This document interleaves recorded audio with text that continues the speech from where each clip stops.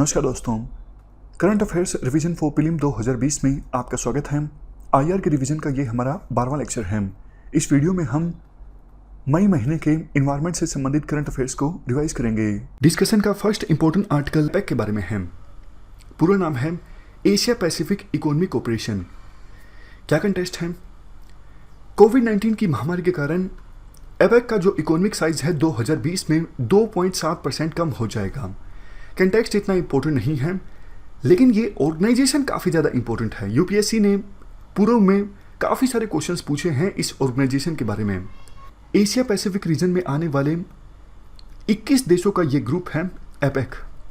आप ये मैप देखिए, ये 21 देश मेंबर हैं एपेक के। और जैसा कि मैप में आप साफ तौर पर देख सकते हो, इंडिया मेंबर नहीं है एपेक का।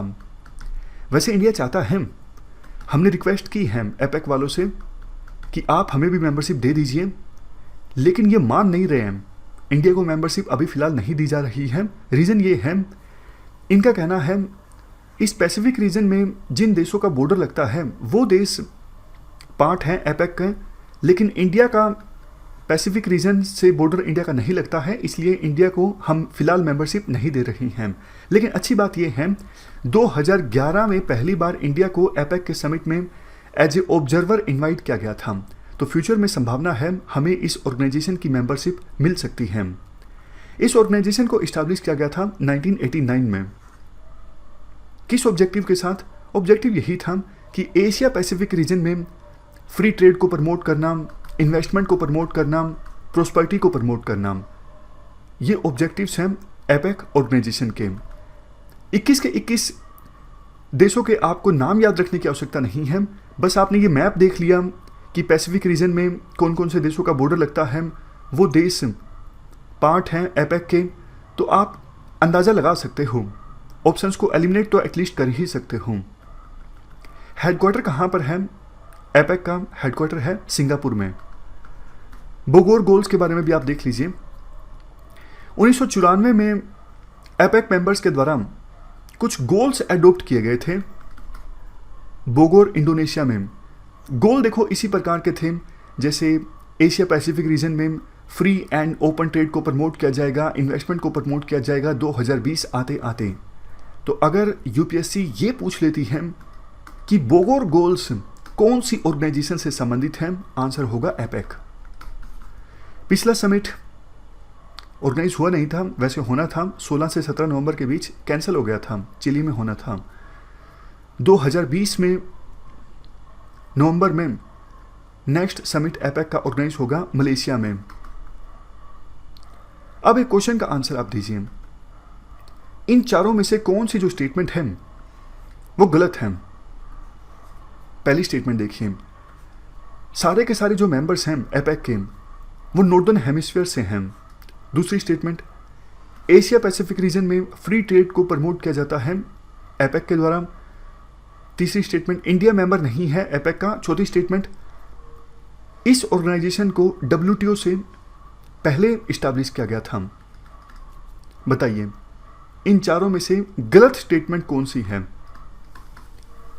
देखो, बी स्टेटमेंट सही है, सी भी सही है, इंडिया मेंबर नहीं है, और डी भी सही है। डब्ल्यूटीओ कब इस्टेब्लिश हुआ था? 1995 में, और एपेक कब हुआ? 1989 में।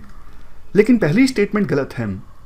आप इस मैप में साफ तौर पर देख सकते हो, जैसे ये चिली और Peru, New Zealand, Australia, even Indonesia, ये सारे देश जो हैं, इसके अलावा और भी देश हैं, ये साउदर्न हेमिस्फीयर में आते हैं। तो ये कहना गलत होगा कि एपेक के सारे देश नॉर्दर्न हेमिस्फीयर से आते हैं। पहली स्टेटमेंट गलत हो जाती है। चलते हैं आगे। Next article global report on internal displacement 2020 से संबंधित है। क्या कंटेस्ट है? हाल ही में ये रिपोर्ट रिलीज की गई इंटरनल डिस्प्लेसमेंट मॉनिटरिंग सेंटर के द्वारा। हर साल इस सेंटर के द्वारा ये रिपोर्ट रिलीज की जाती है, इस बार भी रिलीज की गई। वैसे आप मुझे एक बात बताइए, इंटरनल डिस्प्लेसमेंट का क्या मतलब होता है?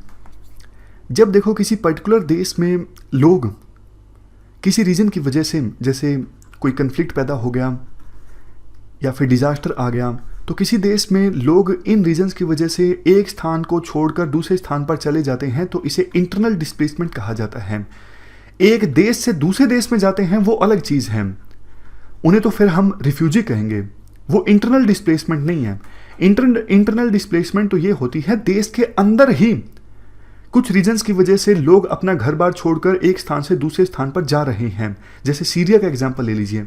सीरिया में इडलिब सिटी है, इडलिब सिटी को लेके लड़ाई चल रही है अभी असद रजीम के साथ, किसकी? टर्की सपोर्टेड मिलिटेंट्स ग्रुप्स की।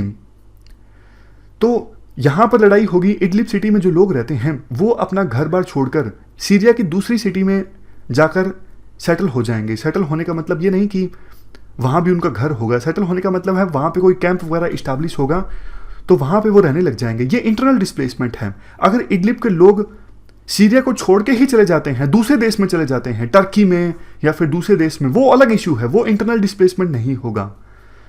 तो रिपोर्ट की पर्टिकुलरली हम बात करें, 50 मिलियन लोग जो हैं वो इंटरनली डिस्प्लेस हुए 2019 में। सबसे ज़्यादा इंटरनली डिस्प्लेस हुए 2019 में सीरिया में। और रीजन्स जिसकी वजह से लोग इंटरनली डिस्प्लेस होते हैं सबसे ज़्यादा, कन्फ्लिक्ट यानी वार हो जाता है, सिविल वार हो गया जैसे सीरिया में चल रहा है, कोई डिजास्टर आ जाता है जैसे कोविड-19 की महामारी अभी चल रही है। 2019 में 33 मिलियन नई डिस्प्लेसमेंट्स रिकॉर्ड की गई। 2012 के बाद से ही ये देखो सबसे बड़ी फिगर है। ये सेंटर जो है इंटरनल डिस्प्लेसमेंट मॉनिटरिंग सेंटर, जिसके द्वारा global report on internal displacement publish की जाती है, ये सेंटर देखो इंटरनल डिस्प्लेसमेंट के ऊपर वर्ल्ड का आधिकारिक डेटा पब्लिश करता है, एनालिसिस भी किया जाता है। इसका हेडक्वार्टर है जेनेवा स्विट्जरलैंड में, इस्टेब्लिश किया गया था 1988 में। ये सेंटर विभिन्न देशों से आह्वान करता है कि भैया आप कन्फ्लिक्ट्स को सोल्व कर लीजिए, अदरवाइज इसकी वजह से बड़ी संख्या में लोग जो हैं वो डिस्प्लेस हो रहे हैं, उनको अपना घर बार छोड़कर जाना पड़ रहा है। चलते हैं आगे। Next article virtual non aligned movement से संबंधित है। क्या कंटेस्ट है? नॉन अलाइंड मूवमेंट का हाल ही में वर्चुअल समिट ऑर्गेनाइज हुआ, यानी वीडियो कॉन्फ्रेंसिंग की सहायता से समिट ऑर्गेनाइज हुआ। अभी देखो नॉन अलाइंड मूवमेंट की ग्रुपिंग की जो चेयरमैनशिप है वो अजरबैजान के पास है 2019 से लेकर 2022 के बीच। तो अजरबैजान के राष्ट्रपति की अध्यक्षता में नॉन अलाइंड मूवमेंट का ये वर्चुअल समिट ऑर्गेनाइज हुआ। Theme we stand together against कोविड-19। नैम के बारे में थोड़ा सा हम जान लेते हैं। ये देखो वर्ल्ड के 120 डेवलपिंग नेशंस का फोरम है। नैम की रेलेवेंस पर समय समय पर क्वेश्चन देखो उठाते रहते हैं एक्सपर्ट्स, क्योंकि नैम मूवमेंट कब इमर्ज हुई थी? जब कोल्ड वार चल रहा था यूएसए और यूएसएसआर के बीच। अब तो देखो कोई कोल्ड वार नहीं चल रहा है फिलहाल। यूएसएसआर का डिसइंटीग्रेशन हो गया था 1990 में। उसके बाद बहुत से एक्सपर्ट्स ने बोला कि अब ये मूवमेंट कोई काम की नहीं है। तो उसी संदर्भ में डेफिनेशन दी गई है नैम की कि वो देश जो किसी पावर ब्लॉक में नहीं है उस समय, मतलब ना तो जो यूएसए की साइड थे ना ही यूएसएसआर की साइड थे, काइंड ऑफ न्यूट्रल थे, उन देशों का ये समूह था नॉन अलाइंड मूवमेंट। वैसे देखो न्यूट्रल नाम के थे।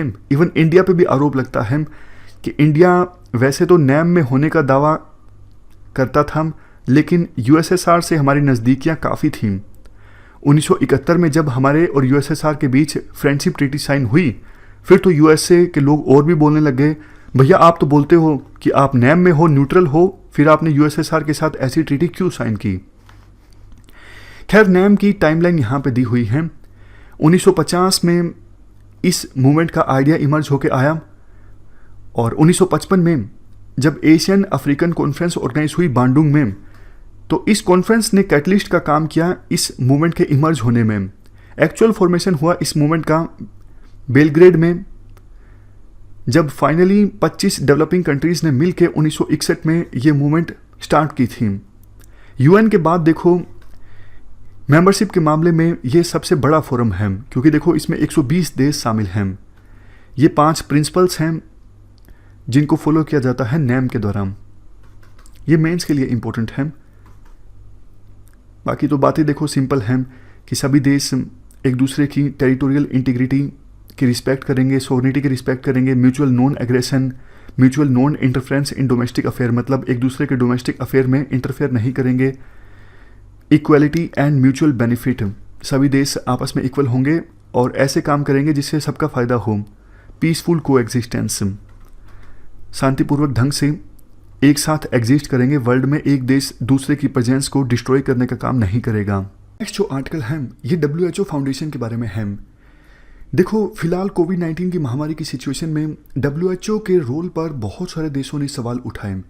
इवन USA के राष्ट्रपति ने तो साफ साफ ये डिक्लेयर कर दिया हम फंडिंग नहीं देने वाले हैं WHO को, और बाकी कई देशों ने दबी जुबान में ये कहा कि WHO ने अपना रोल ठीक से प्ले नहीं किया, इसलिए आने वाले समय में हम WHO को दी जाने वाली फंडिंग को कम करेंगे।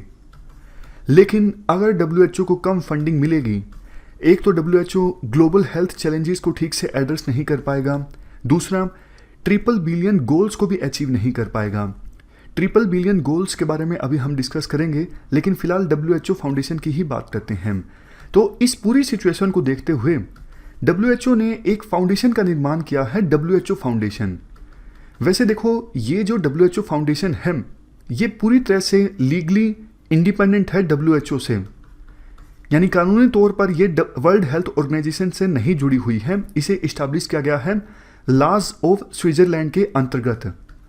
लेकिन इस ऑर्गेनाइजेशन का काम ये होगा WHO के लिए फंड्स को फैसिलिटेट करना, WHO के लिए फंड्स का जुगाड़ करना। ट्रेडिशनली देखो WHO को जो मेंबर कंट्रीज हैं, फॉर एग्जांपल इंडिया, USA, ये पैसा देते हैं WHO को ताकि WHO अपना काम चला सके। लेकिन अब डोनर बेस को एक्सपेंड किया गया है इस WHO फाउंडेशन को इस्टेब्लिश करके। अब ये फाउंडेशन क्या करेगी, ये इंडिविजुअल्स से भी पैसा लेगी, मतलब आप भी डोनेट कर सकते हो इस फाउंडेशन को और आपका पैसा फिर जाएगा WHO के पास ताकि वो उसका इस्तेमाल कर सकें। बीच में ये जो ऑर्गेनाइजेशन है ये फैसिलिटेटर का काम करेगी, ना सिर्फ इंडिविजुअल्स बल्कि कॉरपोरेट ग्रुप्स, NGOs, कोई भी पैसा देना चाहता है WHO को तो वो इस फाउंडेशन को दे सकता है और ये फाउंडेशन फर्दर उस पैसों को देगी WHO को। समझ गए? हेडक्वार्टर कहाँ पे है इस WHO फाउंडेशन का? हेडक्वार्टर है जेनेवा, स्विट्जरलैंड में। लास्ट में ट्रिपल बिलियन गोल्स की बात करें, देखो WHO ने अपना 5 साल का एक स्ट्रेटेजिक प्लान अनाउंस किया था और उस प्लान में इन ट्रिपल बिलियन गोल्स की बात की गई थी। 3 गोल हैं। पहला गोल ये है 2023 से पहले 1 बिलियन और ज़्यादा लोगों को यूनिवर्सल हेल्थ कवरेज प्रोवाइड करना। दूसरा गोल ये है 2023 से पहले 1 बिलियन और ज़्यादा लोगों को हेल्थ इमरजेंसी से प्रोटेक्शन प्रोवाइड करना। सबसे लास्ट में तीसरा गोल ये है 2023 से पहले ये इंश्योर करना 1 बिलियन एक्स्ट्रा जो लोग हैं उनकी हेल्थ बेटर हो, उनकी वेलबींग को सुनिश्चित करना। तो ये WHO के ट्रिपल बिलियन गोल हैं। UPSC क्वेश्चन इस प्रकार से पूछ सकती है कि ट्रिपल बिलियन गोल हाल ही में न्यूज़ में थे, किससे संबंधित हैं?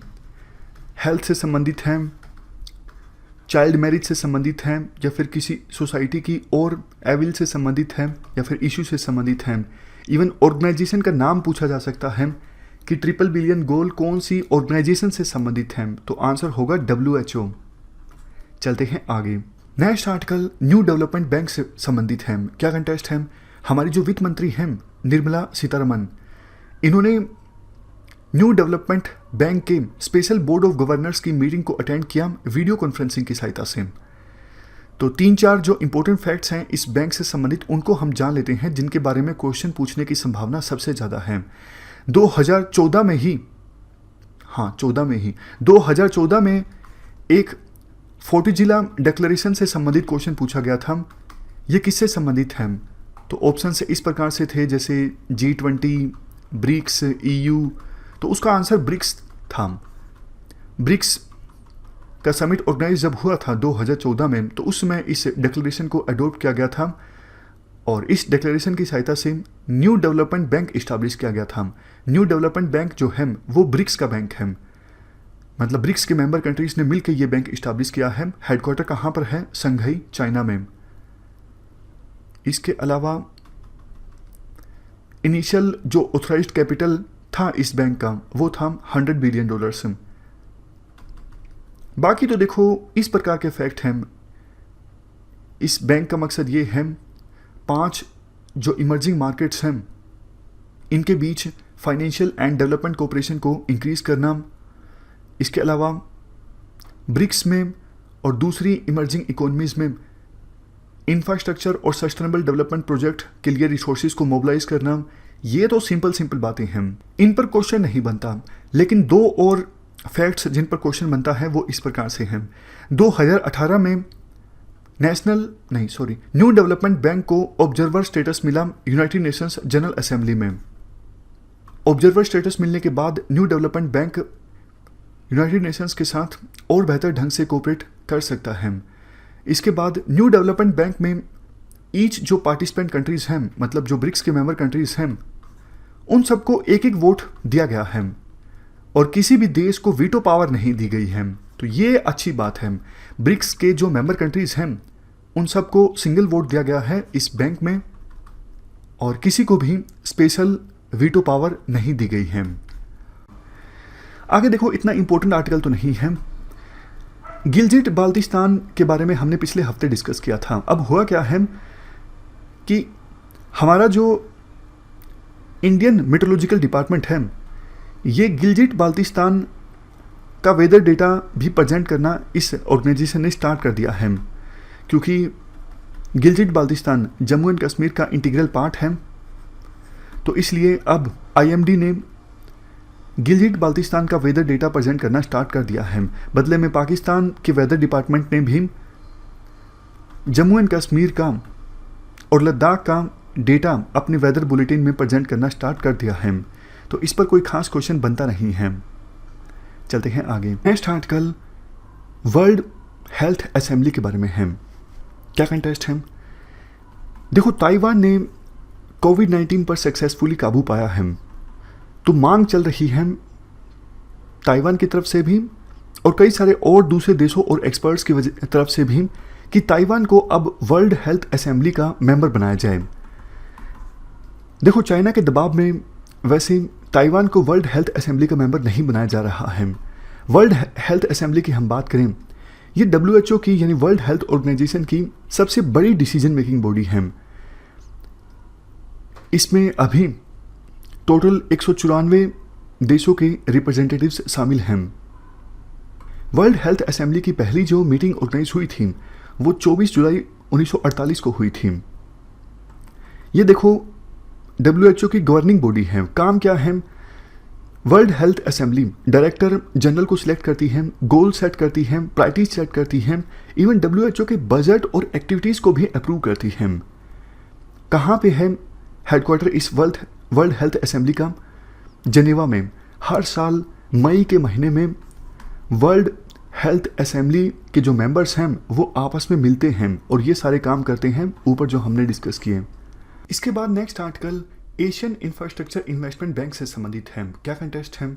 हाल ही में एशियन इंफ्रास्ट्रक्चर इन्वेस्टमेंट बैंक ने कोविड-19 emergency response and health system preparedness project, ये प्रोजेक्ट इंडिया के द्वारा इनिशिएट किया गया था। इस प्रोजेक्ट में $500 मिलियन की एड देने का अप्रूवल दिया है। एड नहीं, वैसे लोन। एड तो एक प्रकार से मदद होती है, जब कोई एजेंसी एड देती है तो वो पैसा वापस नहीं लेती, लेकिन इस केस में लोन अप्रूवल दिया है $500 मिलियन का एशियन इंफ्रास्ट्रक्चर इन्वेस्टमेंट बैंक ने इस प्रोजेक्ट को। है क्या ये बैंक? ये देखो, मल्टीलेटरल फाइनेंशियल इंस्टीट्यूशंस हैं जो चाइना के द्वारा प्रपोज किया गया था। इसे इस्टेब्लिश किया गया था 2016 में। एशिया पैसिफिक रीजन में इंफ्रास्ट्रक्चर प्रोजेक्ट्स के लिए फाइनेंस देता है ये डेवलपमेंट बैंक। हेडक्वार्टर कहाँ पर है? बीजिंग, चाइना में। UPSC ने क्वेश्चन पूछा था इससे संबंधित 2016 में, तो काफ़ी सारे कैंडिडेट्स उस समय संघाई और बीजिंग में कंफ्यूज हो गए थे। तो बीजिंग में इसका हेडक्वार्टर है। मेंबरशिप वर्ल्ड बैंक के सभी मेंबर्स के लिए ओपन है मेंबरशिप। और देखो, एक खास बात, UPSC इस प्रकार से क्वेश्चन पूछ सकती है, क्या सभी एशिया के कंट्रीज मेंबर हैं इस बैंक के? नहीं, ऐसा नहीं है। सभी वर्ल्ड बैंक के मेंबर कंट्रीज के लिए मेंबरशिप ओपन है और वोटिंग पावर जो है वो इस आधार पर नहीं है कि किसने कितना ज़्यादा कंट्रीब्यूशन दिया है इस बैंक में। किसी कंट्री का इकोनॉमिक साइज कितना है, इससे तय होता है कि वोटिंग कोटा कितना है किस देश का। इंडिया, रशिया और चाइना ये देखो सबसे ज़्यादा वोट शेयर वाले कंट्रीज़ हैं इस बैंक में। चाइना के पास वोटिंग शेयर है 26.61%, इंडिया के पास 7.6% और रशिया के पास 6.01%, जर्मनी के पास 4.2%। बैंक के जो भी मेजर डिसीजंस लिए जाते हैं वो 75% वोट्स की सपोर्ट के बाद ही लिए जाते हैं। बोर्ड ऑफ गवर्नर्स की बात करें, हर एक देश के द्वारा जो मेंबर हैं इस बैंक के, एक गवर्नर और एक अल्टरनेट गवर्नर अपॉइंट किया जाता है। सिग्निफिकेंस क्या है इस बैंक की? देखो, एशियन डेवलपमेंट बैंक के पास जितना कैपिटल है उसका 2/3 कैपिटल है इस बैंक के पास, तो ये बैंक भी काफ़ी ज़्यादा इंपॉर्टेंट है। और वर्ल्ड बैंक के पास जितना कैपिटल है उससे आधा कैपिटल है इस बैंक के पास, मतलब कोई छोटा ये बैंक नहीं है, अपने आप में काफ़ी बड़ा बैंक है। नेक्स्ट आर्टिकल मिशन सागर के बारे में है। क्या कंटेस्ट है? देखो, कोविड महामारी की सिचुएशन में इंडियन ओशन में जो ये छोटे छोटे आइलैंड कंट्रीज हैं जैसे Seychelles, Maldives, Mauritius, Madagascar, Comoros, इनको राहत पहुंचाने के लिए इंडिया ने शिप्स रवाना किए हैं, यानी जहाज भेजे हैं। तो इंडिया के जो जहाज हैं इन देशों में हाइड्रोक्सी क्लोरोक्विन्स की tablets, medical assistance equipments, food items या फिर कोविड रिलेटेड दूसरा जो सामान है वो लेकर गए हैं, और यही है मिशन सागर। तो हमने इन सभी आइलैंड कंट्रीज को सामान भेजा है, Maldives, Mauritius, Seychelles, Madagascar, Comoros.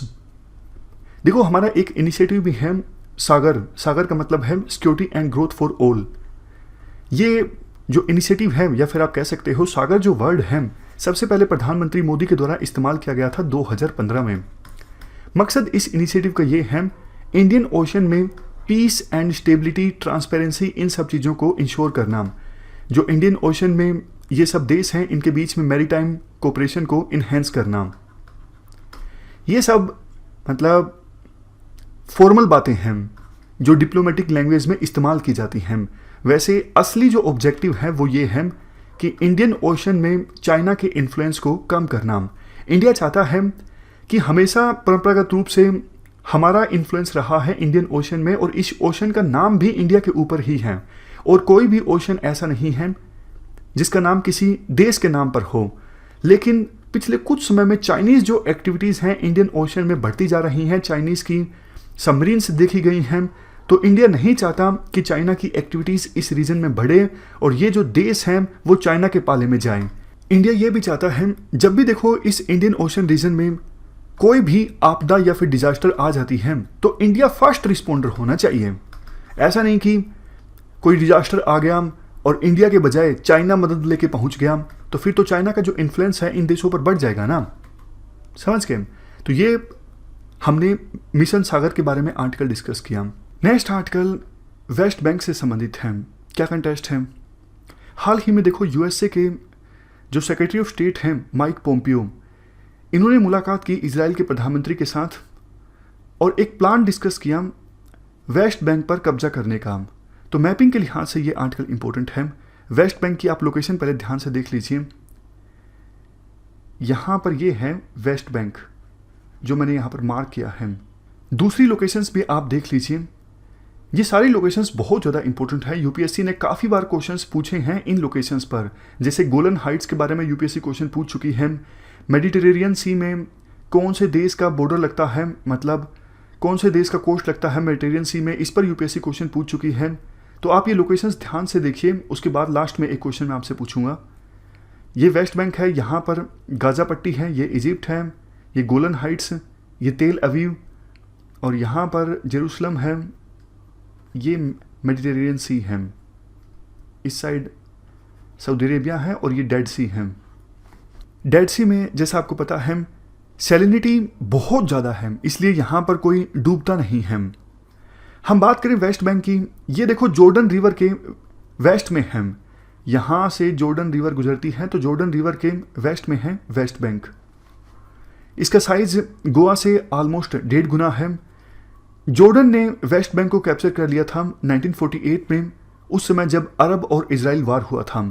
लेकिन 1967 में जब फिर से वार हुआ अरब कंट्रीज और इजराइल के बीच 6 दिनों का वो वार था 1967 में, तो इजराइल ने जॉर्डन से ये वेस्ट बैंक वापस ले लिया।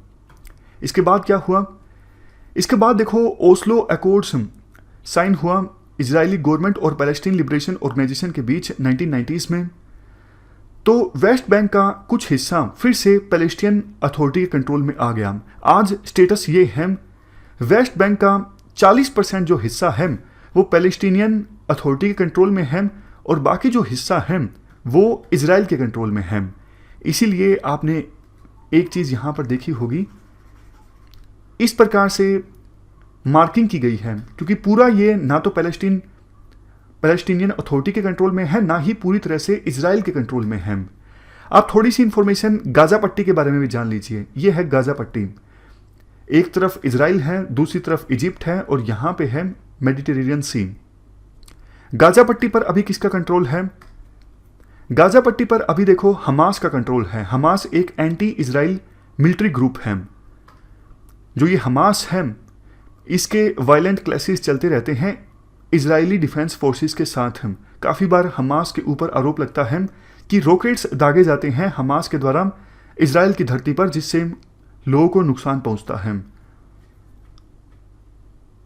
कुछ दिनों पहले देखो यूएसए ने अपना एक पीस प्लान रखा था कि इजराइल और पैलेस्टीन के बीच कैसे पीस इस्टेब्लिश की जाए। तो उन्होंने प्रॉपरली बताया था कौन सा एरिया किसके पास आना चाहिए। हालांकि पैलेस्टीनियन अथॉरिटीज़ ने उस प्लान को मानने से इनकार कर दिया था, बट अब यूएस के जो सेक्रेटरी ऑफ स्टेट हैं माइक पोम्पियो, इन्होंने इजराइल के प्रधानमंत्री के साथ मुलाकात की ताकि उस प्लान को कैसे इंप्लीमेंट किया जा सकता है और वेस्ट बैंक के पार्ट्स को कैसे वापस लिया जा सकता है पैलेस्टीनियन अथॉरिटीज से। अब एक क्वेश्चन का आंसर आप दीजिए। जो मैप हमने देखे हैं इनसे क्वेश्चन सोल्व नहीं होगा, तो आप एक बार देख लीजिए क्वेश्चन, उसके बाद मैं वो मैप आपको दिखाऊंगा जिसके आधार पर ये क्वेश्चन सोल्व होगा। आपको ये बताना है इनमें से कौन सा देश ऐसा है जो ओपन होता है दोनों सीज में, अटलांटिक ओशन में भी और मेडिटेरियन सी में भी। मतलब मेडिटेरियन सी से भी कोस्ट लगता है और अटलांटिक ओशन से भी कोस्ट लगता है। इनमें से कौन सा ऐसा देश है? आप ये मैप देखिए, उसके बाद आप इस क्वेश्चन को सोल्व कर लोगे। आंसर है मोरक्को। मोरक्को का कोस्ट देखो मेडिटेरियन सी में भी लगता है और दूसरी तरफ अटलांटिक ओशन में भी लगता है। तो इस प्रकार के क्वेश्चंस यूपीएससी काफ़ी पूछती हैं। अगला हमारा आर्टिकल संघाई कोऑपरेशन ऑर्गेनाइजेशन के बारे में है। क्या कंटेस्ट है? इस ऑर्गेनाइजेशन के फॉरेन मिनिस्टर्स ने हाल ही में वीडियो कॉन्फ्रेंसिंग के थ्रू बातचीत की थी। तो सुर्खियों में आई ये ऑर्गेनाइजेशन। बेसिक इन्फॉर्मेशन हम डिस्कस कर लेते हैं। इसमें देखो 8 कंट्रीज़ मेंबर हैं, China, Kazakhstan, Kyrgyzstan, Russia, Tajikistan, Uzbekistan, India, Pakistan. Turkmenistan member नहीं है इस ऑर्गेनाइजेशन का। 2001 में ये ऑर्गेनाइजेशन इस्टेब्लिश हुई थी। काफ़ी एरियाज़ पर फोकस करती है ये ऑर्गेनाइजेशन, देखे जैसे बॉर्डर डिस्प्यूट्स को रिजोल्व करना, टेररिज्म से लड़ना, रीजनल सिक्योरिटी को इन्हेंस करना और सेंट्रल एशिया में अमेरिका के इन्फ्लुएंस को कम करने की कोशिश करना। अब देखो बहुत सारी चीज़ें हैं जो साफ साफ नहीं बोली जाती। मतलब ऑर्गेनाइजेशन यूँ नहीं बोलेगी कि आओ हम मिलके अमेरिका के इन्फ्लुएंस को कम करते हैं, बट हम जो डिप्लोमेट्स हैं, फॉरेन पॉलिसी एक्सपर्ट्स हैं, वो साफ तौर पर इन्फर कर लेते हैं कि ऑर्गेनाइजेशन किस दिशा में जा रही है, जॉइंट स्टेटमेंट्स कैसी अडोप्ट की जाती हैं किसी ऑर्गेनाइजेशन के द्वारा, किस प्रकार के इश्यूज़ को उठाया जाता है या फिर डिस्कस किया जाता है। उसके आधार पर फॉरेन पॉलिसी एक्सपर्ट्स इन्फर कर लेते हैं कि मकसद क्या है ऑर्गेनाइजेशन का, एम क्या है। आतंकवाद के मुद्दे पर कोऑपरेशन को लेके इस ऑर्गेनाइजेशन का एक मैकेनिज्म भी है, रेट्स मैकेनिज्म। तो यूपीएससी इस प्रकार के क्वेश्चन पूछ सकती है, रेट्स मैकेनिज्म कौन सी ऑर्गेनाइजेशन से रिलेटेड है? तो आंसर होगा एससीओ। एससीओ का सेक्रेटरीट कहाँ पर है? बीजिंग में। और ये रेट्स कहाँ पर बेस्ड हैं? रेट्स मतलब रीजनल एंटी टेररिस्ट स्ट्रक्चर, ये ताशकंद में बेस्ड हैं। ताशकंद समझौता आपको याद होगा, इंडिया पाकिस्तान के 1965 के वार के बाद साइन हुआ था। कौन से देश में है ताशकंद? उज्बेकिस्तान में। ऑफिशियल लैंग्वेजेस हैं एससीओ की Russian and Chinese. Head of state council, ये देखो इस ऑर्गेनाइजेशन की सुप्रीम डिसीजन मेकिंग बॉडी है। ये 1 साल में एक बार मिलती हैं, जिसमें ऑर्गेनाइजेशन से संबंधित जो इम्पोर्टेंट मैटर्स हैं वो डिस्कस किए जाते हैं और गाइडलाइंस दी जाती हैं, इम्पोर्टेंट डिसीजंस को अडोप्ट किया जाता है। तो ये हमने पूरा आर्टिकल डिस्कस किया एससीओ के बारे में। ए और बी के बीच में राइवलरी है, दुश्मनी है। ए को डर लगता है, शक रहता है कहीं बी देश अपने यहाँ मिलिट्री को मोबिलाइज तो नहीं कर रहा हमारे ऊपर अटैक करने के लिए। उसी प्रकार से बी को भी इसी प्रकार का शक है कि ए देश कहीं अपने यहाँ अपनी मिलिट्री को मोबिलाइज तो नहीं कर रहा हमारे ऊपर अटैक करने के लिए। मतलब ए को बी पर शक है, बी को ए पर शक है। दोनों एक एग्रीमेंट साइन कर लेते हैं, ट्रीटी साइन कर लेते हैं। बी ए को बोलेगा भैया आप हमारे एयर स्पेस में अनआर्म्ड कोई प्लेन भेज सकते हो, मतलब बिना हथियारों वाला कोई प्लेन भेज सकते हो और ऊपर से आप मॉनिटर कर लो, हम हमारी मिलिट्री को नहीं मोबिलाइज कर रहे हैं, हम ऐसी कोई मिलिट्री एक्टिविटी नहीं कैरी आउट कर रहे हैं जिससे कि हमारी ऐसी कोई मंशा जाहिर होती हो कि आपके ऊपर अटैक करने वाले हैं। उसी प्रकार से ए बी को बोलता है, क्योंकि ट्रीटी साइन हुई है, आप भी अपना एक अनआर्म्ड जहाज भेज लीजिए, प्लेन भेज दीजिए, वो ऊपर से मॉनिटर कर सकता है हमारे एयर स्पेस में आकर। हमारी ऐसी कोई मंशा नहीं है, हम ऐसी कोई मिलिट्री एक्टिविटी नहीं कर रहे हैं जिससे कि ये जाहिर होता हो हम आपके ऊपर अटैक करने वाले हैं। तो ट्रीटी से प्रॉब्लम सोल्व हो गई। इसी प्रकार की ये ट्रीटी है ओपन स्काइज ट्रीटी। कंसेप्ट आपको समझ में आ गया। अब स्पेसिफिक डिटेल्स आप जान लीजिए। इस ट्रीटी को साइन किया गया था 1992 में। ये ट्रीटी इफेक्ट में आई 2002 में। टोटल 35 कंट्रीज सिग्नेटरीज हैं इस ट्रीटी में, यानी जो इस ट्रीटी में जो 35 देश शामिल हैं, 35 में से कोई भी देश बाकी मेंबर कंट्रीज के एयर स्पेस में अपना अनआर्म्ड प्लेन भेज सकता है मिलिट्री एक्टिविटीज़ को मॉनिटर करने के लिए। इंडिया इस ट्रीटी का मेंबर नहीं है, जो कि काफ़ी इंपॉर्टेंट चीज़ है जो याद रखनी है। यूएसए मेंबर है, रशिया मेंबर है, किर्गिस्तान ने साइन किया है लेकिन रेटिफाई नहीं की है। तो ये हमने बात की बेसिक्स की। अब बात करते हैं कंटेक्स्ट की। हुआ क्या है? हुआ ये है, यूएसए ने कहा है कि हम इस ट्रीटी को एग्जिट कर जाएंगे, अपने आप को विड्रॉ कर लेंगे इस ट्रीटी से। क्वेश्चन उठता है क्यों? यूएसए ने आरोप लगाया है रशिया पर। यूएसए का कहना है ये रशिया वाले बड़े चालाकी कर रहे हैं। क्यों? क्योंकि ये अनआर्म्ड जहाज यूएसए में भेज रहे हैं और क्रिटिकल लोकेशंस को आइडेंटिफाई कर रहे हैं, क्रिटिकल इंफ्रास्ट्रक्चर को आइडेंटिफाई कर रहे हैं, ताकि फ्यूचर में वार होने की सिचुएशन में उन क्रिटिकल लोकेशंस पर हमला किया जा सके, बॉम्ब गिराए जा सकें। तो ये यूएसए का स्टैंड है। रशिया पर आरोप लगाते हुए यूएसए का कहना है हमें नहीं शामिल होना इस ट्रीटी में, हम छोड़ देंगे। रशिया का कहना है भैया हमारे ऊपर बेफालतू का इल्ज़ाम लगाया जा रहा है, हमारी ऐसी कोई गलती नहीं है, हम ऐसा नहीं करते हैं। कुल मिला के देखो, लास्ट में ये बोला जाता है अब संभावना ये भी है न्यू स्टार्ट ट्रीटी जो दोनों देशों के बीच साइन हुई थी, कब? 2011 के आसपास। ये देखो 2011 में फोर्स में आई थी ये न्यू स्टार्ट ट्रीटी। पूरा नाम है new strategic arms reduction treaty. USA और रशिया के बीच साइन हुई थी। मकसद ये था स्ट्रेटेजिक ऑफेंसिव आर्म्स को रिड्यूस करना, लिमिट करना। ये 1991 के स्टार्ट फ्रेमवर्क का सक्सेसर ट्रीटी है। देखो ये ट्रीटी एक्सपायर होने वाली है फरवरी 2021 में। तो संभावना ये जताई जा रही है एक्सपर्ट्स के द्वारा कहीं यूएसए इस ट्रीटी से भी अपने आप को विड्रॉ ना कर ले, कहीं ऐसा ना हो कि इस ट्रीटी को यूएसए के द्वारा रिन्यू ना किया जाए। इससे तो देखो हथियारों की जो रेस है रशिया के बीच और यूएसए के बीच, वो एक बार फिर से देखने को मिल सकती है और ये वर्ल्ड में पीस के लिए अच्छा नहीं है। दो बड़ी पावर्स के बीच हथियारों की रेस अगर स्टार्ट हो जाए। पिछले साल आपको याद होगा एक करंट अफेयर हमने डिस्कस किया था, 1987 में हुए intermediate range nuclear force treaty से भी यूएसए और रशिया बाहर आ गए थे। चलते हैं आगे। नेक्स्ट आर्टिकल WHO के एग्जीक्यूटिव बोर्ड के बारे में है। क्या कंटेस्ट है? हमारे health minister, union health minister की हम बात कर रहे हैं, डॉक्टर हर्षवर्धन। ये WHO के एग्जीक्यूटिव बोर्ड के चेयरमैन बन गए हैं 147वें सेशन में। हम WHO के एग्जीक्यूटिव बोर्ड के बारे में बात करें, देखो थोड़ी सी बेसिक इन्फॉर्मेशन डिस्कस कर लेते हैं। WHO को गवर्न करने के लिए दो बॉडीज हैं, एक वर्ल्ड हेल्थ असेंबली और दूसरा executive board. World health assembly में पॉलिसीज डिसाइड की जाती हैं, जबकि उनको इम्प्लीमेंट किया जाता है एग्जीक्यूटिव बोर्ड के द्वारा। वर्ल्ड हेल्थ असेंबली में सभी मेंबर कंट्रीज के रिप्रेजेंटेटिव होते हैं, जबकि एग्जीक्यूटिव बोर्ड में 34 मेंबर्स होते हैं, और ये जो मेंबर्स हैं वो हेल्थ से जुड़े होते हैं।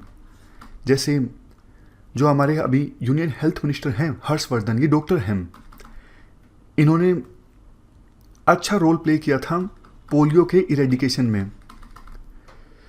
तो मेन काम आप समझ गए, WHO के एग्जीक्यूटिव बोर्ड का मेन काम यही है, वर्ल्ड हेल्थ असेंबली के द्वारा जो पॉलिसीज डिसाइड की जाती हैं उन्हें इंप्लीमेंट करना।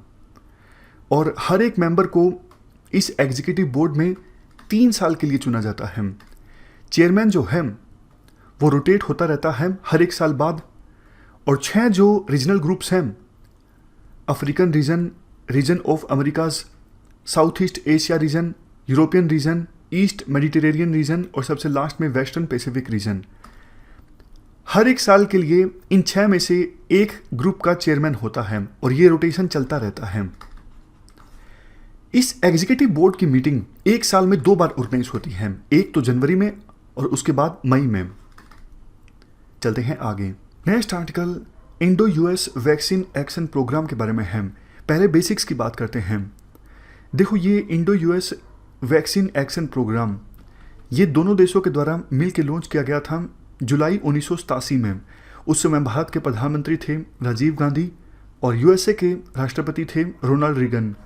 तो दोनों ने एग्रीमेंट साइन किया था, Gandhi Reagan science and technology agreement, और इस एग्रीमेंट के तहत ये प्रोग्राम स्टार्ट हुआ था। अभी तक काफ़ी सारे प्रोजेक्ट्स इनिशिएट हो चुके हैं इस प्रोग्राम के अंतर्गत, जैसे rotaviral diarrhoea, dengue, viral hepatitis, acute respiratory infections, tuberculosis, malaria, typhoid और भी हैं। होता क्या है इस प्रोग्राम के अंतर्गत इस प्रोग्राम के अंतर्गत इंडिया और USA मिलकर वैक्सीन से संबंधित एक्टिविटीज़ को सपोर्ट करते हैं। जैसे ऑलरेडी जो वैक्सीन्स हैं उनको इम्प्रूव करना हो या फिर नई वैक्सीन्स को डेवलप करना हो, इससे संबंधित एक्टिविटीज़ को दोनों देशों के द्वारा मिलकर सपोर्ट किया जाता है।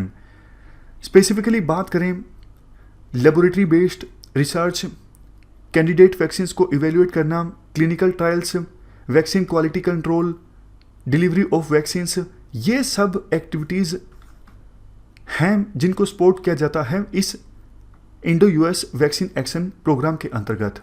कंटेक्स्ट देखो अभी फिलहाल ये है कि इंडिया और US मिलकर काम करेंगे इस प्रोग्राम के अंतर्गत ताकि कोविड-19 के लिए वैक्सीन को डेवलप किया जा सके, कोविड-19 के लिए डायग्नोस्टिक किट को डेवलप किया जा सके। चलते हैं आगे। Next article United Nations relief and works agency for Palestine refugees के बारे में है। क्या कंटेस्ट है? इंडिया ने $2 मिलियन की एड दी है इस एजेंसी को। ये जो एजेंसी है पैलेस्टीनियन रिफ्यूजीज़ की वेलफेयर के लिए काम करती है। इस एजेंसी को इस्टेब्लिश किया गया था UN के द्वारा 1949 में। पर्पज़ क्या है? पर्पज़ ये है कि रजिस्टर्ड पैलेस्टीन रिफ्यूजीज़ जो हैं उनको प्रोटेक्शन प्रोवाइड करना, उनको असिस्टेंस प्रोवाइड करना, ताकि ह्यूमन डेवलपमेंट के क्षेत्र में वो अपने फुल पोटेंशियल को अचीव कर सकें। कौन है ये रजिस्टर्ड पैलेस्टीन रिफ्यूजीज़? देखो ये रजिस्टर्ड पैलेस्टीन रिफ्यूजीज़ वो हैं जब 1948 के पैलेस्टीनियन वार के दौरान अपने घर बार छोड़कर भाग गए थे। ये अभी फ़िलहाल जॉर्डन में है, लेबनान में है, सीरिया में है, गाज़ा पट्टी में है, वेस्ट बंगाल में है, इवन ईस्ट जेरूसलम में भी है। इन 5 एरियाज़ के बाहर जो पैलेस्टीनियन रिफ्यूजीज़ हैं उनको देखो मदद प्रोवाइड की जाती है United Nations high commission for refugees के द्वारा। और जबकि इन 5 एरियाज़ में जो पैलेस्टीनियन रिफ्यूजीज़ हैं उनको मदद दी जाती है स्पेशली इस एजेंसी के द्वारा, United Nations relief and works agency for Palestine refugees के द्वारा। तो देखो, जो मदद दी जाती है उसकी सहायता से पैलेस्टीनियन रिफ्यूजीज़ को सपोर्ट किया जाता है education, health care, social services के क्षेत्र में। फंडिंग कहाँ से आती है? जो यूएन के मेंबर कंट्रीज़ हैं वो वॉलंटरी कंट्रीब्यूशन देते हैं इस एजेंसी को। कुछ मदद देखो यूनाइटेड नेशंस के रेगुलर बजट से भी मिल जाती है। तो ये हमने पूरा आर्टिकल डिस्कस किया United Nations relief and works agency for Palestine refugees के बारे में। चलते हैं आगे। अगला आर्टिकल देखो थोड़ा मैपिंग से संबंधित है, बाल्टिक ट्रैवल बबल के बारे में। ये बाल्टिक कंट्री हैं, इस्टोनिया, लातविया और लिथुआनिया। इन्होंने कोविड-19 को देखते हुए एक बबल क्रिएट किया है। बबल मतलब इन तीन देशों ने डिसाइड किया है कि इस्टोनिया से कोई पर्सन लातविया में जा सकता है आसानी से, और जब इस्टोनिया से लातविया में जाएगा तो क्वारंटीन करने की आवश्यकता नहीं है उस पर्सन को। उसी प्रकार से वाइस वर्सा, लातविया से कोई इस्टोनिया जाएगा या फिर लिथुआनिया जाएगा तो कोई रिस्ट्रिक्शन नहीं, और ऐसा भी नहीं कि एक देश से दूसरे देश में कोई पर्सन जाएगा तो उसे 14 दिनों तक अपने आप को क्वारंटीन करके रखना पड़ेगा, नहीं। लेकिन हाँ, इस पूरे तीन देशों के अलावा कोई भी दूसरे देश से इन तीन देशों में पर्सन आता है तो उसको 14 दिनों के लिए क्वारंटीन करके जरूर रखना पड़ेगा। समझ गए? जैसे इंडिया के कंटेक्स्ट में आप देखिए, अभी फिलहाल सिचुएशन ये है, कोई भी पर्सन एक राज्य से दूसरे राज्य में जाता है तो उसे अपने आप को जहां पे वो गया है नई जगह पे 14 दिनों के लिए क्वारंटीन करके रखना होता है, यानी सेल्फ आइसोलेशन करके रखना होता है। तो इस केस में इन तीन देशों ने डिसाइड किया है, हमारी तो एक ही बात है, मतलब हम तीनों में कोई एक देश से दूसरे देश में जाएगा तो कोई दिक्कत नहीं, ज़्यादा रिस्ट्रिक्शन नहीं लगाते हैं क्वारंटीन पर भी। लेकिन बाकी जो जितने भी देश हैं वहां से हम तीन देशों में कोई भी आएगा तो उसको हम कहेंगे कि भाई आप 14 दिनों के लिए अपने आप को क्वारंटीन कीजिए। तो ये तो kind of Baltic travel bubble सुर्खियों में आया है। मैपिंग से संबंधित क्वेश्चन यूपीएससी के द्वारा पूछा जा सकता है। तो बाल्टिक कंट्रीज से संबंधित आप ये मैप देख लीजिए। इस गल्फ का नाम पूछा जा सकता है, गल्फ ऑफ रीगा। यहां पर देखो, इस गल्फ की हम बात कर रहे हैं। ये है ऊपर गल्फ ऑफ फिनलैंड, वेस्ट में है रशिया, नीचे बेलारूस, पोलैंड, और ये है कालिनिनग्राड ओब्लास्ट। ये देखो रशिया का ही पार्ट है। देखो अब ये जो तीन देश हैं ये यूरोपियन यूनियन के पार्ट हैं। पहले किसी समय में ये यूएसएसआर का पार्ट हुआ करते थे, और अभी जो शेंजन वीज़ा लगता है यूरोप के कुछ देशों में एक देश से दूसरे देश में जाने के लिए, वो भी उस रेजीम का पार्ट है। मतलब जिसके पास शेंजन वीज़ा है यूरोप में, वो इन देशों में बेरोक टोक आ जा सकता है, किसी प्रकार से अलग से वीज़ा लेने की आवश्यकता नहीं है। चलते हैं आगे। Next article, collection action in the times of COVID. The pandemic of COVID has started a global debate. यानी ये जो महामारी है कोविड की, ये एक कंट्री तक सीमित नहीं है। तो यहाँ पे हर कंट्रीज इन्वॉल्व है, हर कंट्रीज में ये इमरजेंसी है, ग्लोबल इमरजेंसी है ये। तो इसलिए पूरे कंट्रीज को मिलकर एक कलेक्टिव एक्शन प्लान तैयार करना है, किस तरह से इससे लड़ा जाए। तो इसके ऊपर former UK prime minister Gordon Brown का कहना यह था कि देखिए, अगर एक कंट्री तक ये कन्फाइंड होता तो एक एक गवर्नमेंट वर्क करती थी। इंडिया में सहमत होता तो इंडिया की गवर्नमेंट इन्वॉल्व होती थी, लेकिन ये अब क्या है, ये हर कंट्रीज में फैल गया है, ग्लोबल पैंडेमिक हो गया है ये। इसके लिए इंटीग्रेटेड सॉल्यूशन की जरूरत है, यानी ग्लोबल गवर्नमेंट यानी वर्ल्ड गवर्नमेंट की जरूरत है। एक बड़े लेवल पर ऑर्गेनाइजेशंस इकट्ठा हो और ये ऑर्गेनाइजेशंस जो प्लान करें, जो गाइडलाइंस जारी रखें, वो पूरे कंट्रीज पे लागू कर दिया जाएगा। ये इंटीग्रेशन सॉल्यूशन होता है। ग्लोबल गवर्नमेंट, ग्लोबल गवर्नेंस करके सुने होंगे आप। तो ये करंट क्राइसिस यानी पैंडेमिक ऑफ कोविड से लड़ने के लिए इस तरह का सॉल्यूशन मस्ट है। जैसा कि देखिए, अब इंडिया में ये कंट्रोल भी हो गया, लेकिन इंडिया में और यूएस में कुछ इस तरह का एक सहमति नहीं बनी थी कि किस तरह से हम हमारे पैसेंजर्स को फ्लाइट के जरिए वहां पे भेजेंगे, वहां से यहाँ पे रुकाएंगे, या 14 डेज के लिए लोग को क्वारंटाइन कर देंगे एयरपोर्ट्स पे या होटल्स में, फिर बाद में आजाद कर देंगे लोग को, कंट्रीज में कहीं भी फिर सकते। अगर इस तरह की डिसीजंस मेकिंग नहीं हुई इंटीग्रेटेड गवर्नमेंट के जरिए तो बहुत मुश्किल होगा फ्यूचर में। ये कहना था ग्लोबल ये गॉर्डन ब्राउन का। ये देखिए इसके बारे में कुछ बातें की गई है। टू डेवलप कंसेंसस, पुरों की सहमति बनाने के लिए हर कंट्रीज को वर्क करना है कि किस तरह से हम इसको रिस्पॉन्ड दें, किस तरह से इसके ऊपर रिएक्ट करें पैंडेमिक के, किस तरह से सॉल्यूशंस प्रोड्यूस करें। In this situations countries should listen to international experts. ऐसा नहीं कि आप गवर्नमेंट, देखिए गवर्नमेंट में एक्सपर्ट्स कहाँ होते हैं, ये बीमारी के लिए एक्सपर्ट्स की जरूरत है हमें। तो एक्सपर्ट्स इंटरनेशनल लेवल पे जो भी होंगे और जो भी साइंटिफिक मैनर में साइंटिफिक इनपुट्स मिलेंगे, ऐसे सिचुएशंस में कंट्रीज को हामी भरना चाहिए, यानी कंट्रीज को अग्री करना चाहिए कि जो भी ओपिनियन इंटरनेशनल एक्सपर्ट्स देंगे उसके लिए रेड कारपेट वेलकम करना चाहिए। रादर देन आपके खुद के लिए आप अलग सॉल्यूशंस बना ले, नहीं मैं तो इंडिया में रह रहा हूं, मैं आयुर्वेदा फॉलो करूंगा, मैं यूनानी फॉलो करूंगा, नहीं ऐसा नहीं चलेगा। तो जो इंटरनेशनल एक्सपर्ट्स जो कह रहे हैं वो करिए आप, rather than work in silos based on their home ground demands. आपकी कंट्री में जो फॉलो अप कर रहे हैं वो करने से बदले आप इंटरनेशनल एक्सपर्ट्स की राय ले और इन लोगों की ओपिनियन को फॉलो। ऑलराइट, सो यहाँ पे देखना आप किस तरह से स्टेप्स लिए जा रहे हैं ये कलेक्टिव एक्शन के डायरेक्शन में।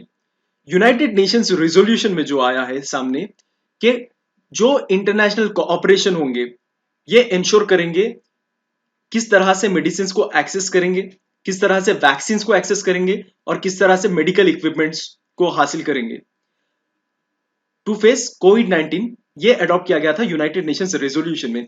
देखिए मेडिकल इक्विपमेंट मतलब जो मास्क वगैरह है या पीपीई कह सकता हूं मैं, राइट। पीपीई यानी पर्सनल प्रोटेक्शन इक्विपमेंट्स जो हैं, तो ये किस तरह से एक्सेस करना, कौन बनाना चाहिए, कहाँ से ये इंपोर्ट्स होंगे, ये सारी बातें की गई है यूनाइटेड नेशन रेजोल्यूशन में। इंडिया ने भी इसको सपोर्ट किया था यूनाइटेड नेशंस रेजोल्यूशन को। सेकंड आती है बात सीओवी एक्सेस एग्रीमेंट को लेकर।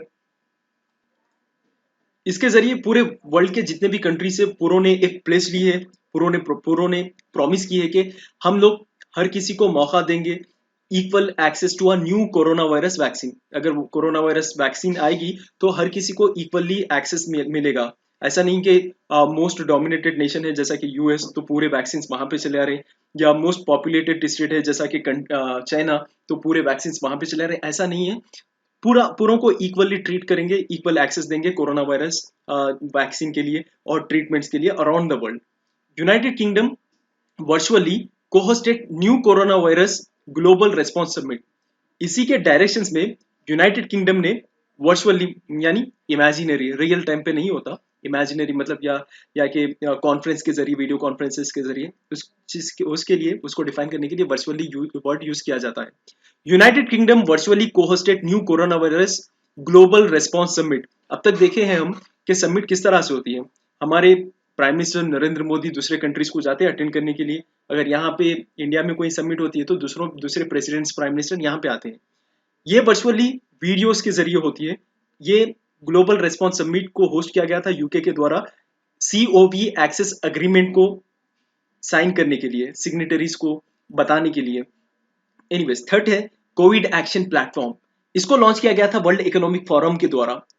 इसका मेन एम है कि बिजनेस कम्युनिटी को बता सकें कि किस तरह से collective action protect peoples livelihood, mobilize support for the COVID 19 response. ये क्या है, कैसे चीजें हैं, किस तरह से हमें एक्शन लेना चाहिए, कलेक्टिवली एक्शन लेना चाहिए, लोगों को किस तरह से प्रोटेक्ट किया जा सकता है, ये बिजनेस कम्युनिटी को बताना बहुत जरूरी था।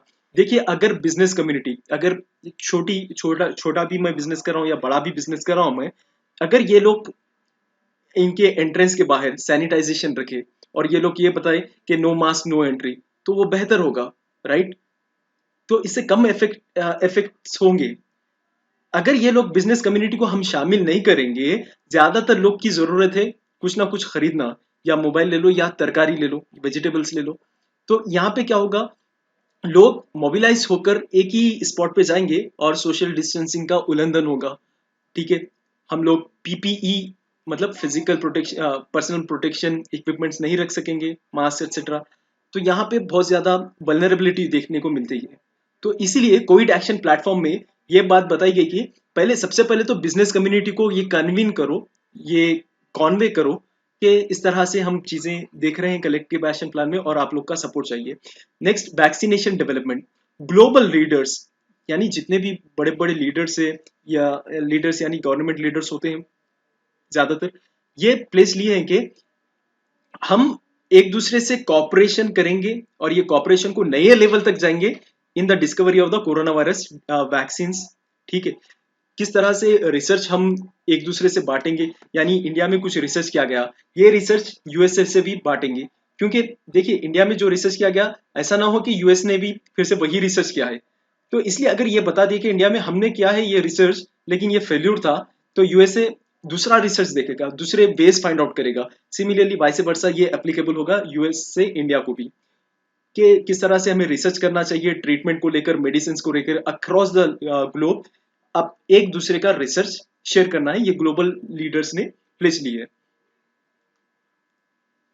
नेक्स्ट, कोविड-19 सॉलिडेरिटी रिस्पॉन्ड फंड, एक रिस्पॉन्ड फंड बनाया जाएगा। इसको लॉन्च किया गया था डब्ल्यूएचओ के द्वारा, वर्ल्ड हेल्थ ऑर्गेनाइजेशन, और ये सपोर्ट करेगी fund raising plan to fight the pandemic. अगर ऐसी जरूरत हो गई कि कहीं वेंटिलेटर्स की कमी देखने को मिल रही है, कहीं हॉस्पिटल में बेड्स नहीं है, तो डब्ल्यूएचओ ने एक फंड रेज करने को कहा है कि हाँ, हमें फंड्स दीजिए और हम सपोर्ट करेंगे वो कंट्रीज को जहां पे वेंटिलेटर्स की कमी होगी, जहां पे बेड्स की कमी होगी, जहां पे हॉस्पिटल्स की कमी होगी, हम बनाएंगे, बनाकर देंगे। नेक्स्ट, फास्ट ट्रैक फाइनेंसिंग, इसको लॉन्च किया गया है वर्ल्ड बैंक के द्वारा। देखिए आप ये 4-5 चीजें तो ऐसी आ गई कि मैं एक्सपेक्ट कर सकता हूं कि ये मैच द फॉलोइंग में आती है।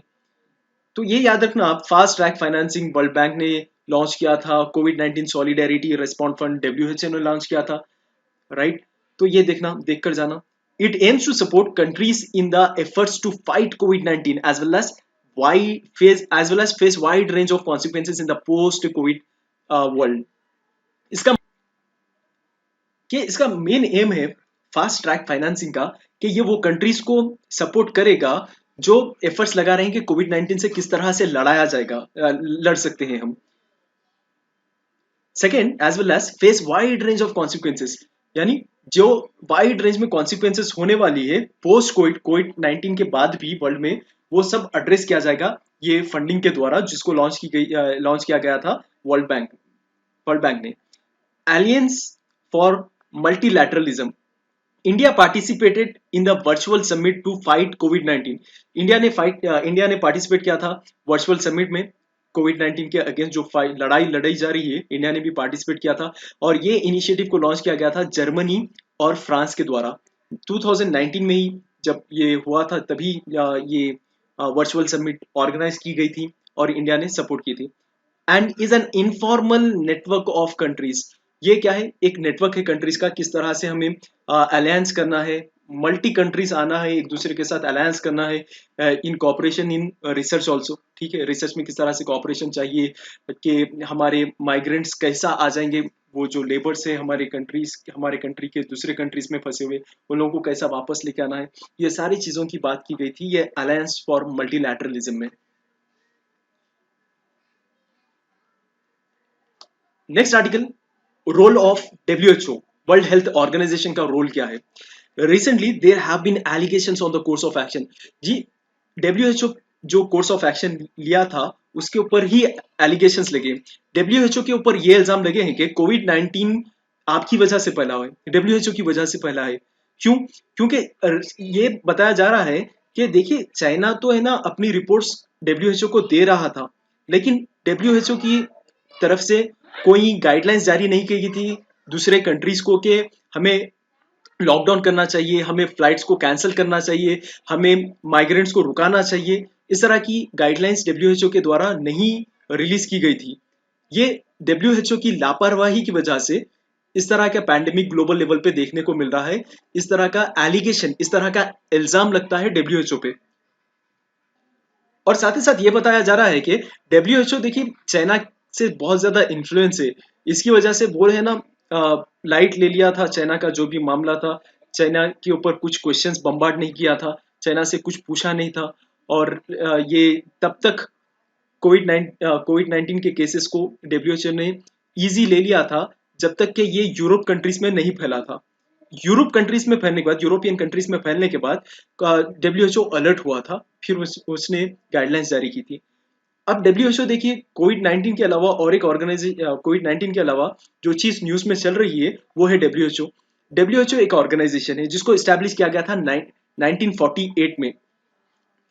ये यूनाइटेड नेशंस की स्पेशलाइज्ड एजेंसी है। देखिए, अगर यूनाइटेड नेशंस के स्पेशलाइज्ड एजेंसीज की बात करूं मैं, तो ये ऑलमोस्ट 30 प्लस स्पेशलाइज्ड एजेंसीज है, जिसमें से एक है WHO.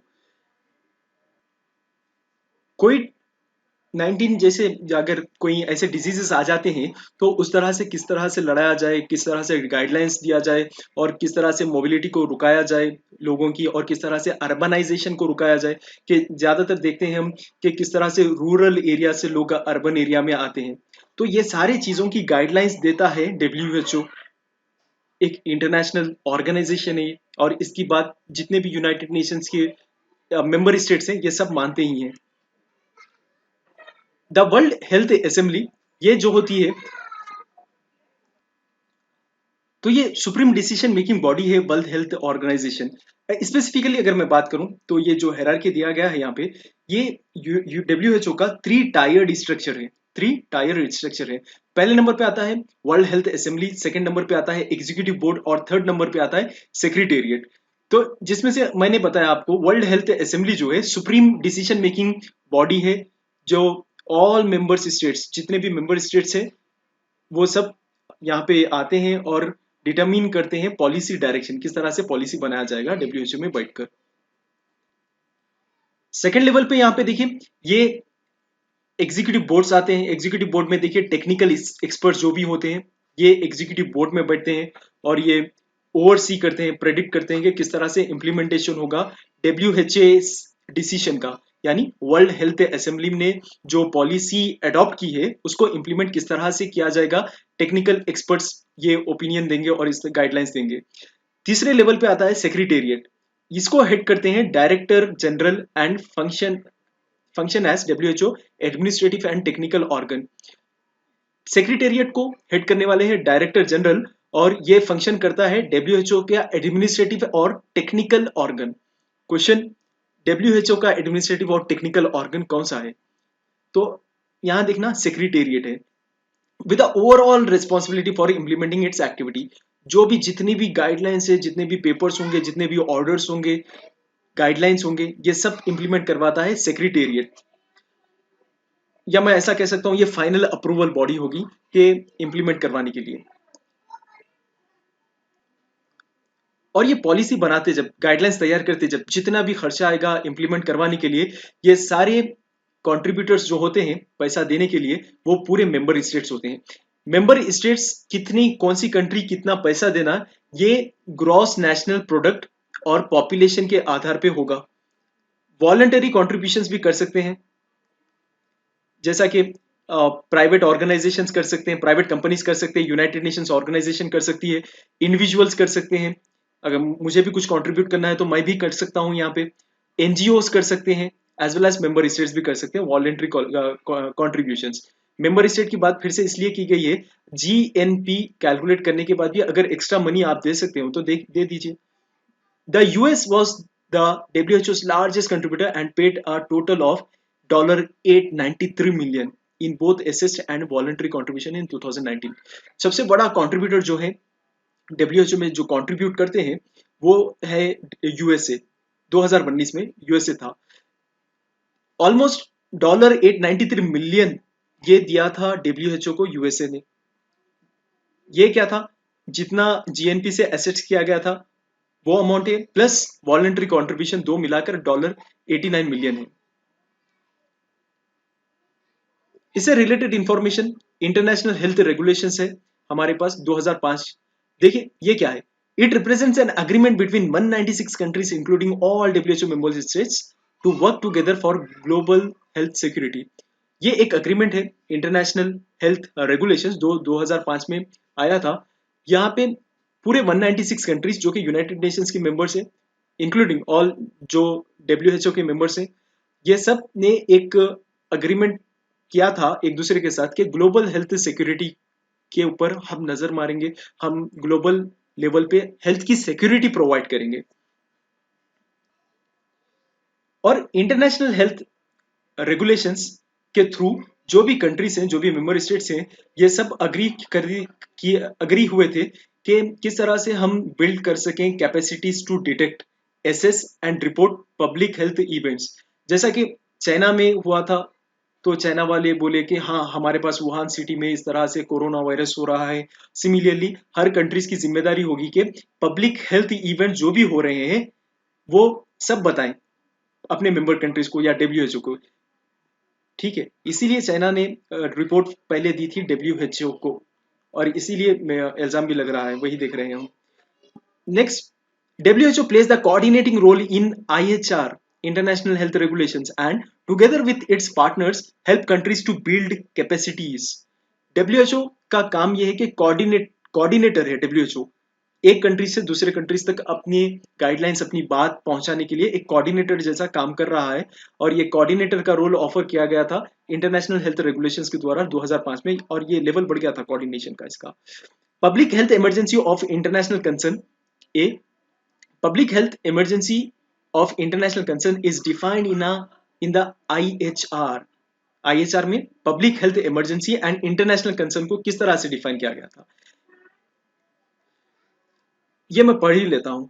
An extraordinary event which is determined to constitute a public health risk to other states through the international spread of disease and to potentially require a coordinated international response।